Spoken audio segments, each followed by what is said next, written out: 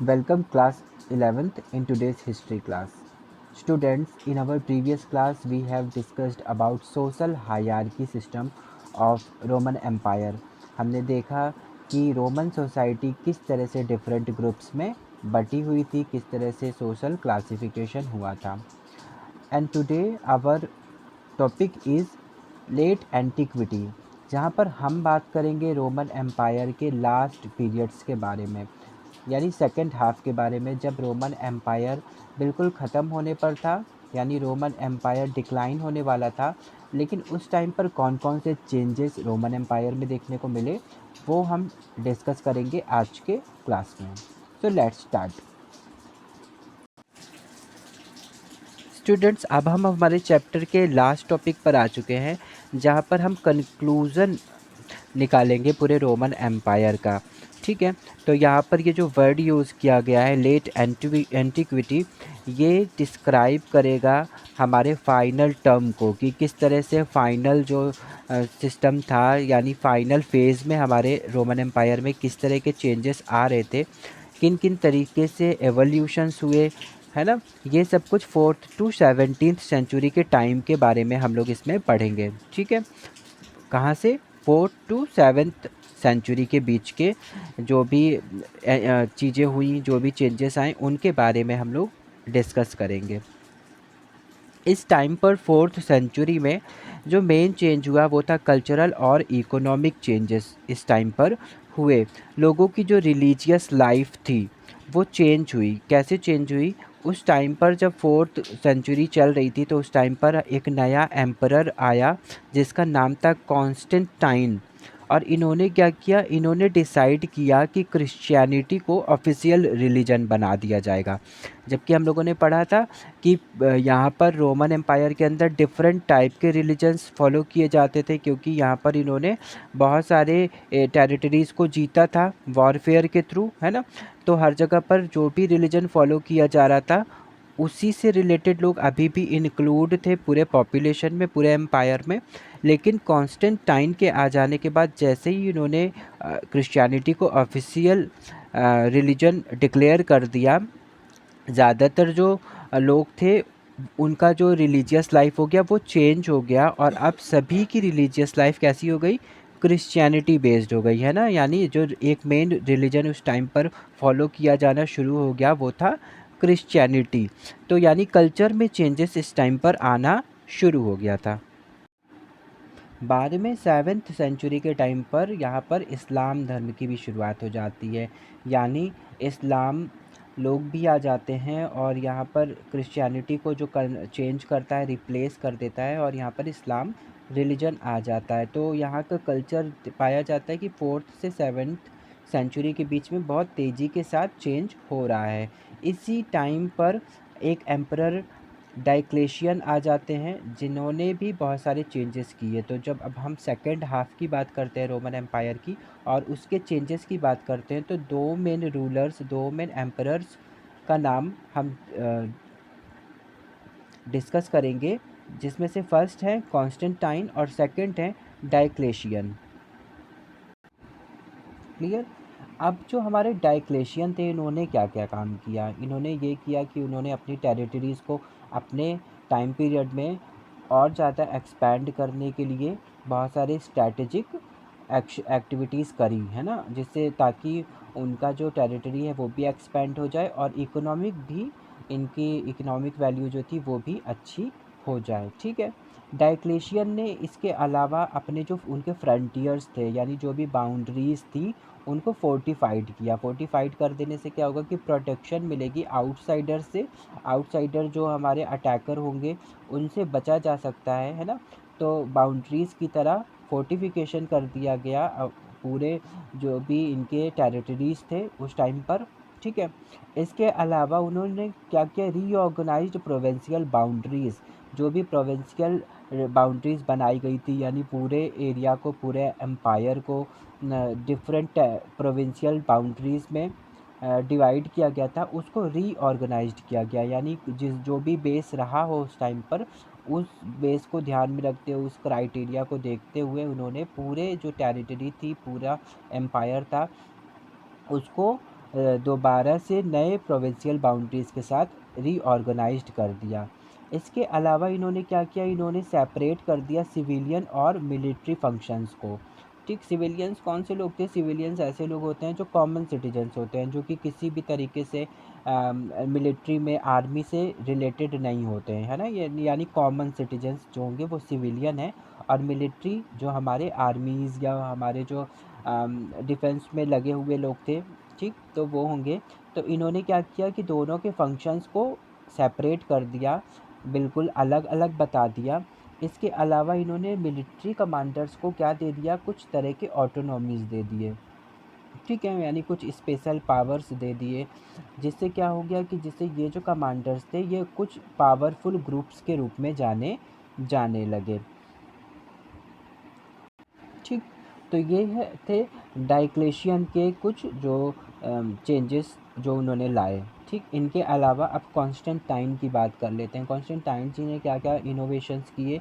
इनका जो सबसे मेन चीफ इनोवेशन है वो है मोनेटरी स्पेयर्स पर, यानी मोनेटरी सिस्टम की तरफ इन्होंने क्या शुरू किया। इन्होंने उस टाइम पर सॉलिडस इंट्रोड्यूस किया। सॉलिडस गोल्ड कॉइन को कहा जाता है। उस टाइम पर जो गोल्ड कॉइन्स थे उनको सॉलिडस कहा जाता है। तो इन्होंने उसकी शुरुआत की, जो कि जो कॉइन्स होते थे वो 4.5 ग्राम के प्योर गोल्ड के बने हुए होते थे, और ये पूरे रोमन एम्पायर में पाए गए हैं, है ना, इक्वली डिस्ट्रीब्यूटेड पाए गए हैं। जिससे ये इस बात को का का एविडेंस मिल जाता है कि ये इस तरह के कॉइन्स उस टाइम पर बहुत ज़्यादा प्रसार में थे, बहुत ज़्यादा तेज़ी के साथ यूज़ किए जा रहे थे। ठीक है, इनके अलावा इनका एक और इनोवेशन था, वो था इनका सेकंड कैपिटल एट कॉन्स्टेंटिनोपल। तो ये इनका एक नया कैपिटल सिटी इन्होंने बनाया था। ये हमेशा एग्ज़ाम में पूछने में आता है। और ये जो इनका नया कैपिटल था वो अगर आज मॉडर्न टाइम की हम बात करते हैं तो ये इस्तांबुल में का पार्ट है, जो कि तुर्की में इस्तांबुल है, वहाँ पर है। और पहले इसे बाइजेंशियम नाम से जाना जाता था। ठीक है, तो अब जब ये नया कैपिटल बन गया तो अब ज़रूरत थी कि नए कैपिटल में गवर्निंग सिस्टम को फिर से क्रिएट किया जाए, नए तरीके से बनाया जाए। ये जो इनका नया कैपिटल था वो सराउंडेड था 3 साइड से बाय द सी। सी से 3 साइड से ये सराउंडेड था, यानी बहुत ही प्रोटेक्टेड कैपिटल हम कह सकते हैं इसको। अब जब नया कैपिटल बन गया तो वहाँ पर नया सीनेट भी बनाया गया, सीनेट को भी क्रिएट किया गया 4th सेंचुरी के टाइम पर, है ना, इनके टाइम पीरियड में। तो यानी हम कह सकते हैं कि ये जो 4th सेंचुरी थी वो इस टाइम पर क्या एक्सपेंड कर रही थी, गवर्निंग क्लासेस का एक्सपेंसन इस टाइम पर बहुत अच्छे से हो रहा है, क्योंकि अब नई गवर्निंग क्लासेस क्रिएट की जा रही है, नया सीनेट बनाया जा रहा है ना कैपिटल के अंदर। तो ये चीज़ें हो रही थी। इनके अलावा जो मॉनेटरी स्टेबिलिटी थी वो भी अभी एक्सपेंड हो गई। इसी टाइम पर इकोनॉमिक ग्रोथ होना भी शुरू हो जाता है ना। हमारे जो आर्कियोलॉजिकल रिकॉर्ड्स हमको मिले हैं वो बहुत कुछ बताते हैं इस बारे में कि उस टाइम पर रूरल इस्टेब्लिशमेंट्स भी बहुत अच्छे से हो रहा था। जैसे क्या क्या चीज़ें हो रही थी, इंडस्ट्रियल इंस्टॉलेशंस हो रहे थे बहुत तेज़ी के साथ उस टाइम पर, कॉन्स्टेंटाइन के टाइम पीरियड पर। इन जैसे कुछ फैक्ट्रीज़ थी, स्पेसिफिक फैक्ट्रीज़ कौन कौन सी थी, जैसे ऑयल प्रेसेस थे, ग्लास फैक्ट्रीज़ थी, है ना। इनके अलावा जो टेक्नोलॉजीज़ यूज़ की जा रही थी वो थी screw pressures, multiple water mills, जो हम लोगों ने पहले भी पढ़ा कि उस टाइम पर यूज़ किया जाता था। तो ये सब चीज़ों का ये जो शुरुआत करा और इसको बहुत तेज़ी के साथ प्रैक्टिस में लाया, तो वो किसने करा, ये कॉन्स्टेंटाइन ने किया 4th सेंचुरी में। क्लियर। तो इतनी सारी जो एक्टिविटीज़ कराई जा रही, इतना सारे इनिशिएटिव्स लिए जा रहे थे हमारे रूलर के द्वारा, तो जिसका रिज़ल्ट क्या आता है कि एक स्ट्रॉन्ग अर्बन प्रॉस्पेरिटी क्रिएट हो गई उस टाइम पर, है ना। बहुत अच्छे क्वालिटी का, अच्छे फॉर्म का आर्किटेक्चर, और बहुत ही लग्जीरियस लाइफ हो गया लोगों के पास, है ना। सेंस ऑफ लग्जरी भी इस टाइम पर बहुत ज़्यादा क्रिएट हो गई। तो अब जो रूलिंग एलाइट्स थे वो इस टाइम पर, रूलिंग एलाइट्स का मतलब वो लोग जो रूलिंग में थे, यानी सीनेट के मेंबर्स और बाकी जो रिलेटेड लोग थे, ठीक है, तो वो इस टाइम पर बहुत ज़्यादा वेल्थियर हो गए, इतने वेल्थियर हो गए जितना वो पहले कभी भी नहीं हुए थे। ठीक है। इजिप्ट में पाए गए हंड्रेड्स ऑफ पापायरी सर्वाइव्ड जो हमें मिले हैं, उनसे उस टाइम के बारे में बहुत कुछ पता चलता है। जैसे ये पता चलता है कि उस टाइम पर जो सोसाइटी थी वो कितना रिच हो चुकी थी, कितनी प्रॉस्पेरियस हो चुकी थी। इनके अलावा जो लोगों की इनकम थी रूरल रूरल ईस्ट ईस्ट में भी, तो वहाँ पर जो उनकी इनकम आ रही थी वो गोल्ड में आ रही थी, है ना। एग्जाम्पल जैसे यहाँ पर बताया भी गया है कि Egypt contributed taxes of over 2.5 million solidi per year, यानी इजिप्ट से जो टैक्सेस आ रहे थे वो 2.5 मिलियन गोल्ड कॉइन्स के आ रहे थे हर साल। ठीक है, तो बहुत ज़्यादा है। और ये कब आ रहा था? ये 6th सेंचुरी में जस्टिनियन के टाइम पीरियड के टाइम पर आ रहा था। जस्टिनियन उस टाइम पर 6th सेंचुरी में हमारा राजा बन चुका था। ठीक है, तो ये इस तरह से हम पाते हैं कि जो सिटी थी वो बहुत ही डेंसली हो चुकी थी, बहुत ज़्यादा डेंसिटी में पॉपुलेशन वहाँ पर थी 5th और 6th सेंचुरीज़ के बीच में भी, जो कि उस टाइम का सोशल बैकग्राउंड था, जिसके हिसाब से ही हम यहाँ पर कल्चरल डेवलपमेंट्स को भी समझ सकते हैं। इससे पहले जो हमारा ट्रेडिशनल रिलीजियस कल्चर था क्लासिकल वर्ल्ड में, वो ये था कि उस टाइम पर ग्रीक और रोमन दोनों ही जगह पर जो लोग थे हमारे, वो पॉलीथनिस्ट थे। पॉलीथनिस्ट का मतलब होता है जहाँ पर हम एक से ज़्यादा देवी देवताओं को मानते हैं, है ना। यानी वन गॉड की थ्योरी वहाँ पर नहीं है, वन गॉड का कॉन्सेप्ट नहीं होता है। ठीक, तो उस टाइम पर बहुत सारे जो देवी देवताओं गॉड्स की पूजा की जा रही थी वो रोमन और इटालियन गॉड्स मिलाकर थे। जैसे कौन कौन से थे उस टाइम पर gods? Like Jupiter, Juno, Minerva and Mars. इनके अलावा बहुत सारे दूसरे ग्रीक जो गॉड्स थे उनकी भी पूजा उस टाइम पर की जा रही थी। उस टाइम पर थाउजेंड ऑफ टेम्पल्स थे, श्रीन्स थे, सेंचुरीज थी हमारे रोमन एम्पायर में, जहाँ पर लोग जाकर वर्शिप किया करते थे। ठीक है, तो जो लोग पॉलीथेनिस्ट थे यानी बहुत सारे देवी देवताओं को, बहुत सारे गॉड्स को मानते थे, उन लोगों का कोई नाम नहीं था। मतलब जैसे अगर हम कहते हैं कि जो जीसस क्राइस्ट को वर्शिप करता है वो क्रिश्चियंस हैं, या जो किसी तरह के जो महान आत्माएं हुई जैसे गौतम बुद्ध हो गए या महावीर स्वामी जी हो गए, उनको जो मानता है तो वो जैनिज़्म या बुद्धिज़्म हो गए। पॉलीथेनिस्ट का कोई भी नाम नहीं था, यानी वो लोग जो सभी बहुत सारे देवी देवताओं को मानते थे, उनकी कोई आइडेंटिटी नहीं थी उनके इस बिलीफ सिस्टम से रिलेटेड, है ना। तो ये कॉमन माने जाते थे। उस टाइम पर ज्यूडिज़्म की भी शुरुआत हुई। ज्यूडिज़्म जो हमारा था वो मोनोलिथ्स नहीं था, यानी किसी भी तरह के पत्थर के देवी देवता या जो मूर्ति पूजा जैसी चीज़ें नहीं की जाती थी उस टाइम पर। ठीक, लेकिन बाद में हम देखते हैं कि जब क्रिश्चियनाइजेशन हो जाता है 4th और 5th सेंचुरीज़ के बीच में, तो इस टाइम पर ग्रेजुअल और कॉम्प्लेक्स प्रोसेस शुरू हो जाता है क्रिश्चियनाइजेशन का, और लोग ज़्यादातर जो थे वो क्रिश्चियनिटी को फॉलो करना शुरू करते हैं। और इस टाइम पर जो पॉलीथिसिस्ट थे वो अचानक से नहीं ख़त्म हुए, धीरे धीरे जब ख़त्म होना शुरू हुए, जैसे ही क्रिश्चियनिटी को बहुत ज़्यादा प्रमोट किया जाने लगा, तो उस टाइम पर एक हम देख सकते हैं कि एक वॉल की तरह, यानी एक उस टाइम पर बाउंड्री क्रिएट हो रही थी ऐसे लोग जो क्रिश्चियंस थे और जो नॉन क्रिश्चियंस लोग थे, है ना। तो डिफरेंट कम्युनिटीज़ के बीच में बहुत सारी कॉन्फ्लिक्ट्स देखने को मिल रहे थे उस टाइम पर। और जो बिशप्स थे, पावरफुल बिशप्स थे उस टाइम पर, जो चर्च को रन करा रहे थे, वो सभी लोग हमेशा से जो नॉन क्रिश्चियंस थे उनके बिलीफ सिस्टम के अगेंस्ट ही खड़े हुए पाते थे, यानी कहीं ना कहीं दबाव डाला जाता था लोगों के ऊपर कि वो क्रिश्चियनिटी को फॉलो करें। धीरे धीरे क्रिश्चियनिटी पूरी जगह पर फैल चुकी थी। ठीक है, अब आती है बारी कि किस तरह से इतना बड़ा रोमन साम्राज्य डिस्ट्रॉय हुआ, कैसे डिक्लाइन की तरफ जाने लगा, कैसे पतन की तरफ गया। ठीक है, तो इस टाइम पर हुआ क्या था कि लास्ट जब हमारा टाइम आता है 7th सेंचुरी के आसपास का टाइम जो है, उस टाइम पर बहुत तेज़ी के साथ पॉपुलेशन बढ़ना शुरू हो जाती है ना। ये कब होता है? 6th सेंचुरी के बाद से।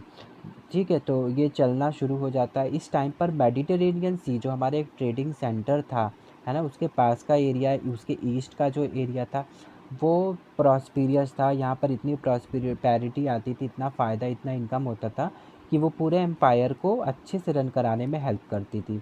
ठीक है, तो इसी सी के पास का जो हमारे एरियाज़ थे, यानी वो सारे हमारे जो ट्रेडिंग सेंटर्स थे, वो प्लेग की चपेट में आ जाते हैं इस टाइम पर। एक डिज़ीज़ है प्लेग, है ना, तो वो इस टाइम पर उसके इम्पैक्ट की वजह से बहुत ज़्यादा इकोनॉमिक लॉस हो जाता है इस टाइम पर। ठीक है, और वेस्ट साइड पर हमारा जो एम्पायर का वेस्ट साइड है, वहाँ पर क्या होता है, वहाँ पर जो पॉलिटिकल जो हमारे प्रोविंसेस थे, जो पॉलिटिकल टेरिटरीज़ थी, वहाँ वो डिफरेंट ग्रुप्स में डिवाइड हो जाती हैं, यानी कई सारे किंगडम्स में डिवाइड हो जाती है। यानी जो एक यूनिटी थी, लोगों के बीच की यूनिटी थी, है ना, वो ख़त्म हो जाती है, और रोमन एम्पायर के अंदर ही कई सारे छोटे छोटे किंगडम्स तैयार हो जाते हैं, जो आपस में ही एक दूसरे से लड़ने को तैयार रहते हैं। ठीक है, ये कौन कौन से किंगडम्स थे? ये थे गोथ्स, वांडल्स, लॉम्बर्ड्स, इस तरह से कई सारे और भी दूसरे किंगडम्स थे।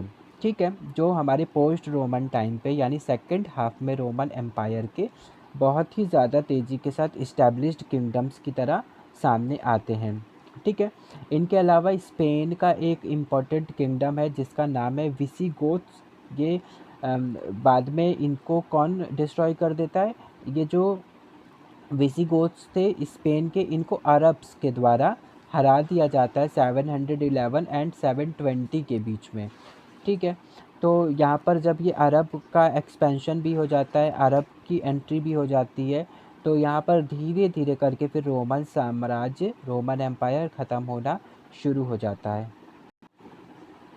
ठीक है, तो इस तरह हम पाते हैं कि पूरा रोमन एम्पायर डिफरेंट किंगडम्स में चेंज हो गया, और उसके अलावा सब एक दूसरे से लड़ना शुरू कर देते हैं अपने अपने किंगडम को एक्सपैंड करने की कोशिश में। और यहाँ हम देखते हैं कि कुछ आउटसाइडर जैसे अरब से यहाँ पर आउटसाइडर आने लगते हैं, और एक बहुत ही इम्पोर्टेंट हमारा सेंटर जो था, कई सारे जो इम्पोर्टेंट सेंटर्स थे, वो प्लेग की चपेट में आ जाते हैं, है ना। तो इस तरह से देखते हैं कि अभी रोमन एम्पायर के अंदर किस तरह से लॉसेस होना शुरू हो जाता है। इस टाइम पर केवल यूनिटी कहाँ पर दिखाई दे रही थी? यूनिटी इस टाइम पर दिखाई दे रही थी केवल ईस्ट में, है ना, जहाँ पर किसका अभी राज चल रहा था? जस्टिनियन का राज चल रहा था, जो कि अभी थोड़ा सा अच्छा अच्छे मतलब रूप में था, और थोड़ी प्रॉस्पेरिटी अभी यहाँ पर बची हुई थी। इस टाइम का हमारा जो रूलर जस्टिनियन, उसने क्या किया, उसने अफ्रीका को फिर से रिकैप्चर कर दिया, फिर से जीत लिया, वांडल्स को हराकर, वॉर करके वांडल्स जिन्होंने इसको जीत लिया था उसको हराया और रिकैप्चर कर लेता है अफ्रीका को। लेकिन बाद में फिर यही जो उनका रिकैप्चर किया हुआ अफ्रीका था, उसकी वजह से लॉम्बर्ड इन्वेंशन होता है, लॉम्बर्ड इन्वेशन होता है, यानी लॉम्बर्ड किंगडम के लोग आते हैं और वो इनके ऊपर अटैक करके वापस अफ्रीका को वो जीत जाते हैं ना। तो इस तरह से ये लगातार चलता रहता है। इसके अलावा जो हम लोगों ने शुरू में पढ़ा था कि इस टाइम पर पूरे वर्ल्ड में दो एम्पायर्स फेमस थे, पहला तो हमारा रोमन एम्पायर था और दूसरा था ईरानियन एम्पायर, है ना। तो इस टाइम पर अर्ली 7th सेंचुरी के टाइम पर क्या होता है कि इस टाइम पर ईरान ने भी अटैक कर दिया था रोमन एम्पायर के ऊपर। ठीक है, तो वहाँ ईरान के जो रूलर्स थे, ससानियंस थे, है ना, उन्होंने क्या किया, उन्होंने पूरा होलसेल इन्वेशन कर डाला, और जो ईस्ट का पार्ट था इजिप्ट को इंक्लूड करते हुए, है ना, वो सब कुछ उन्होंने अपने अंडर में कैप्चर कर लिया और कवर कर लिया। इसके अलावा जो एरियाज़ हमारा ईरानियन एम्पायर में आ चुका था, उनको भी बाद में जब इस्लाम धर्म की और ज़्यादा एक्सपैंड होता है, तो उस टाइम पर जो पॉलिटिकल रिवॉल्यूशन होता है, यानी पॉलिटिकल चेंजेस आ जाते हैं पूरे एंशियंट वर्ल्ड में, है ना। तो उस टाइम पर 642 में जिस टाइम पर प्रॉफिट मोहम्मद जी की डेथ होती है, तो उसके बाद का जो टाइम था वो देखने को आता है कि पूरे रोमन एम्पायर के अंदर जो हमारा रोमन का खुद का एम्पायर पार्ट था, उसके अलावा जो ईरान के द्वारा जीता हुआ एरिया था, वहाँ पर सभी जगह पर धीरे धीरे अरब का कंट्रोल हो जाता है ना। तो इस तरह से हम पाते हैं कि रोमन एम्पायर किस तरह से डिक्लाइन हो जाता है, और इतना बड़ा साम्राज्य कैसे ख़त्म हो जाता है ना। तो बहुत सारे रीजंस हैं इसके पीछे के, कई सारे रीजंस जो हम लोगों ने डिस्कस भी कर लिए। ठीक है, फिर क्या होता है वर्ल्ड में, मतलब अब इस टाइम पर जब इस्लाम धर्म एक्सपेंड हो चुका है और इस जगह पर, सभी जगह पर अरब का इन्फ्लुएंस आ चुका है, तो क्या होता है ना। ये कहाँ पढ़ेंगे, ये हम पढ़ेंगे हमारे नेक्स्ट चैप्टर में, हमारे थीम 4 में, जो है द सेंट्रल इस्लामिक लैंड्स, है ना। तो सेंट्रल इस्लामिक लैंड में हम देखेंगे कि बाद में क्या होता है जब ये रोमन एम्पायर डिक्लाइन हो गया, और किस तरह से ये सेंट्रल इस्लामिक जो लैंड हैं उनमें, उनके बारे में पढ़ेंगे, उनकी हिस्ट्री को हम देखेंगे, किस तरह से डेवलप्ड हुए और क्या क्या वहाँ की खास बातें थी। तो ये हम पढ़ेंगे हमारे नेक्स्ट क्लास में। Students, today we have completed this chapter an empire across 3 continents. आज ये चैप्टर हम लोगों का कंप्लीट हो गया। I hope you all have understood each and every topic, but if you still have any doubt, any query, any question, you all are free to call me. इसके अलावा हम लाइव क्लासेस में भी discuss कर लेंगे जो भी हमारे डाउट्स होंगे। ठीक है, तो करना ये है कि जो भी डाउट्स हैं उसको राइट डाउन करेंगे ताकि हम लोग ईजिली उस पर डिस्कस कर सकें हमारे लाइव क्लास में। Clear? Now we will meet in our next class. Till then take care and have a nice day.